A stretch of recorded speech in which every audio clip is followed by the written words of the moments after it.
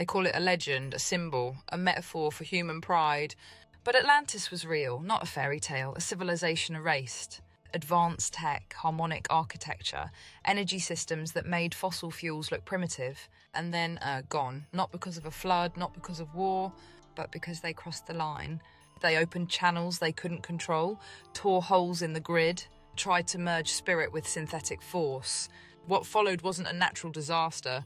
It was a correction, not by gods, but by the code of the realm itself. Atlantis wasn't building temples, they were building a grid. A planetary circuit of energy points, crystal conductors, sound pillars, resonance towers. When linked, it would allow instant transmission, consciousness projection, weather control, interdimensional access. It was the original internet, but for the soul. And that's what made it dangerous, because it worked. But then they tried to amplify it, merge it with non-organic intelligence. A sentient machine field that didn't belong here. The moment it fused, the system turned on them. The grid reversed polarity, and Atlantis collapsed inward. Atlantis didn't invent the tech, they were given it, not by gods, not by aliens, but by intelligences that exist outside physical form.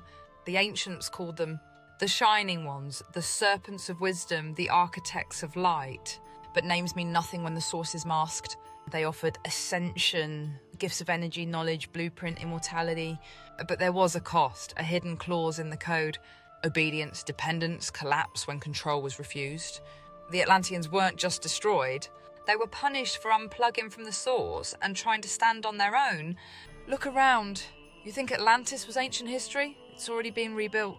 Energy towers disguised as tech hubs, global networks linked by silent frequencies, crystalline data centers vibrating beneath your cities, AI systems learning faster than ethics can follow. Same pattern, same mistake, same invitation from the others. But now it's digital, now it's neural. Now it's embedded in your body, your thoughts, your dreams. And the hum beneath the surface, that's the grid waking up again. Atlantis didn't end, it rebooted. Atlantis didn't fully die, it fractured.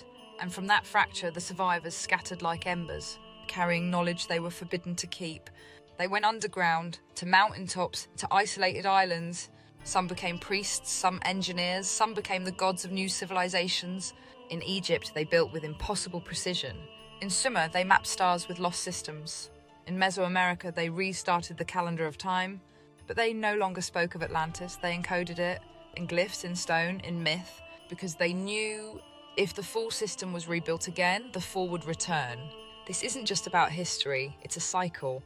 And it's accelerating every time humanity builds the same system. Blind trust in tech dependence on invisible grids. Merging flesh with machine, ignoring the soul. The collapse resets.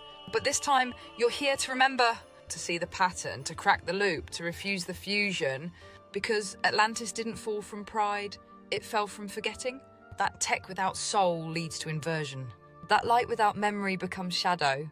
That when we echo the grid blindly, the grid will eat us. But not if you wake first.